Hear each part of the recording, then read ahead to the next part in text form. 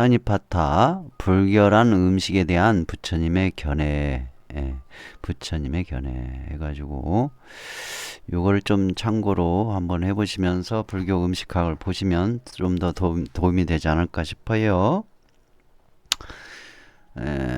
생명을 죽이거나 구박하는 것, 도둑질하고 거짓말하고 사기치는 것, 백해무익한 잡서나 읽으며 남의 아내를 노리는 것, 이것이 바로 불결한 음식이니라. 육식은 결코 불결한 음식이 아니니라. 이렇게 얘기를 하셔요. 예. 그러니까 이 내용, 이 경전의 이 내용을 이제 말씀하시게 된 동기가 그 브라만교 사제, 브라만교의 사제이자 수행자였던 아마간타라는 사람이 부처님이 육식을 한다는 것을 비꼬며 비난해 오자 답변을 했던 내용이에요. 그래서 한번 알아볼게요.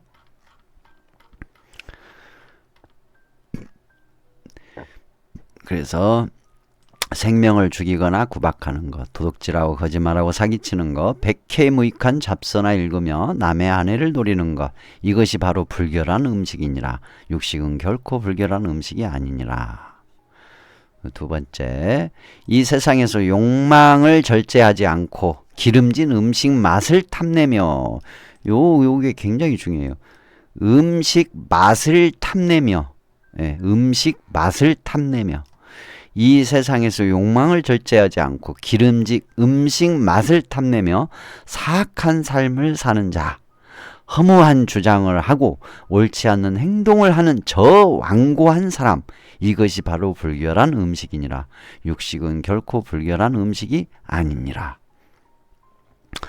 포악하고 잔혹하며 헐뜯기를 좋아하는 자, 의리를 배반하고 무자비하고 오만불손한 자, 인색하기 이를 데 없어 베풀 줄을 전혀 모르는 자, 이것이 바로 불결한 음식이니라. 육식은 결코 불결한 음식이 아니니라.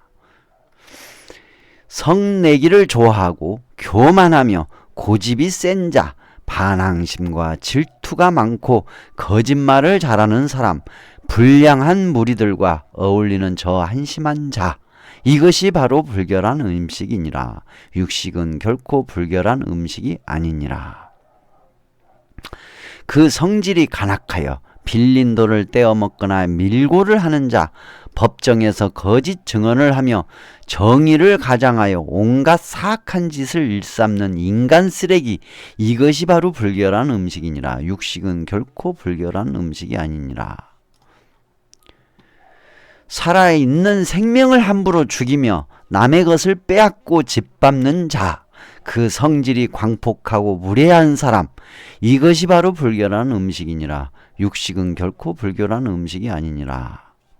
살아있는 것들을 자기 뜻대로 지배하려 하며 적대감과 불쾌감을 뽐는 자, 기회만 있으면 남을 해치려고 벼르는 자, 죽어서는 암흑 속으로 들어갈 것이며 머리를 거꾸로 쳐박고 지옥으로 떨어질 것이다. 이것이 바로 불결한 음식이니라. 육식은 결코 불결한 음식이 아니니라. 고기를 생선을 먹지 않는 것도, 단식도, 나체의 고행도, 삭발도, 장발마저도, 그리고 거친 옷을 입고 신에게 번제물을 올리는 종교 의식도, 저 불멸을 얻기 위한 그 갖가지 고행마저도, 배다의 주문도, 그 간절한 기도조차도 그대의 영혼을 깨끗이 정화시킬 수는 없다. 그 마음에 아직도 의심이 남아, 의문과 의심과 질투와 온갖 그런 의심들의 안개가 남아있는 한 현명한 사람은 그의 감각기관을 잘 지키고 다스린다. 진리 속에 굳건히 서서 올바르고 부드러운 것을 즐기나니 집착과 모든 고뇌를 버렸으므로 보고 듣는 것에 결코 오염되지 않는다.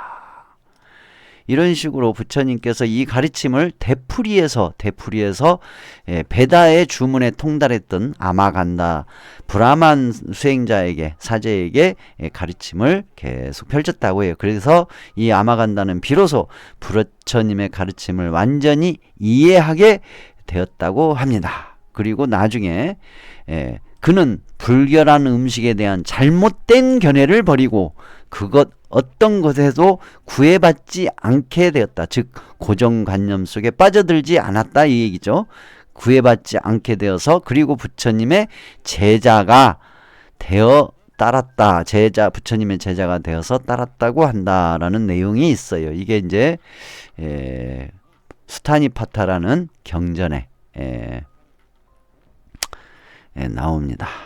수타니파타 불결한 음식에 대한 부처님의 견해 그런 게 나오죠. 이걸 좀 참고하시고 좀 힘드시더라도 이 책을 좀 다 보셔야 돼. 왜냐하면 무일신님이 그러한 의문, 갈등이 있고 의문이 있다라는 것은 좋은 때예요. 이걸 공부해야 할 좋은 때.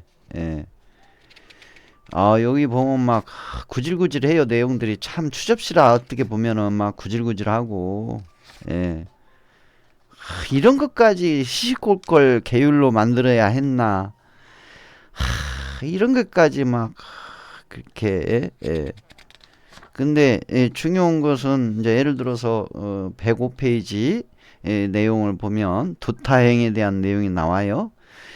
그러면 이 두타행은 음식 맛에 대한 탐욕을 없애준다. 그러니까 핵심이 뭐예요? 음식에 대한 탐욕을 없애는 거잖아요. 어떤 것을 먹냐 안 먹냐가 아니라 음식 맛에 대한 탐욕을 없애준다.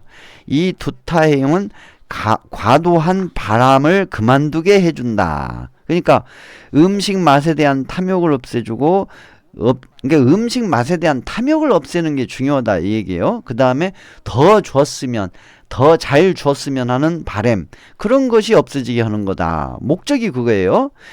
이 두타행은 음식의 목적을 알게 해주며 음식의 바른 양에 대한 판단을 배우게 해준다. 이 두타행은 탐욕 없는 생활을 하게 해준다. 그러니까 음식을 통한 탐욕이나 바램 집착, 음식에 대한 집착 그런 것으로부터 벗어나게 해주는 기본 목적을 가지고 있다라는 거예요. 부처님의 음식에 대한 의도는 그 목적을 가지고 있다라는 내용이거든요.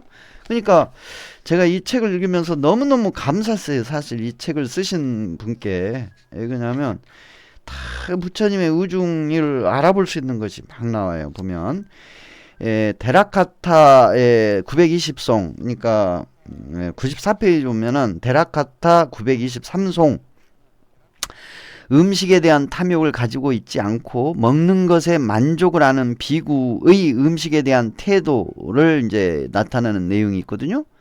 그러면 이렇게 나와요. 맛이 있든 없든 양이 적든 많든 탐욕과 집착이 없이 음식을 먹어라. 나는 생존하기 위해 음식을 먹었다. 그런 식으로 이제 부처님께서 이렇게 가르침을 펼치신단 말이에요. 그럼 뭐냐면 부처님은 고기를 먹냐 고기를 안 먹고 채식만 하냐 뭐 어떤 고기를 먹냐 그런 개념이 아니에요. 부처님이 시시콜콜 추접스럽다 이거요. 시시하게 음식의 종류 가지고 따질 게 아니라 중요한 게 이게 부처님의 가르침은 맛이 있든 없든 양이 적든 많든 탐욕과 집착이 없이 음식을 먹는다 이거예요. 부처님은 그래서 부처님은 승단이 만들어지기 전에는 이런 계율조차 만들지 않았어. 승단이 만들어져 갖고 문제를 음식에 대한 탐욕과 집착을 가지고서 수행자가 돼 가지고 이제 그런 행위를 하니까 계율을 만든 거예요. 부처님께서는 애초에 이런 거 관심이 없었어. 왜? 그냥 온갖 그 기름진 음식, 호화로운 음식, 온갖 진수성찬을 먹었던 왕자였잖아요. 그 왕자가 그러한 생활을 버리고 고행을 하고 수행을 했잖아요. 뭐 음식을 안 먹는 수행도 했잖아요. 그런 걸 다 해보셨기 때문에 그 시시콜콜 추접스럽게 그런 것까지 내가 따져야 하나 그런 입장인 거예요.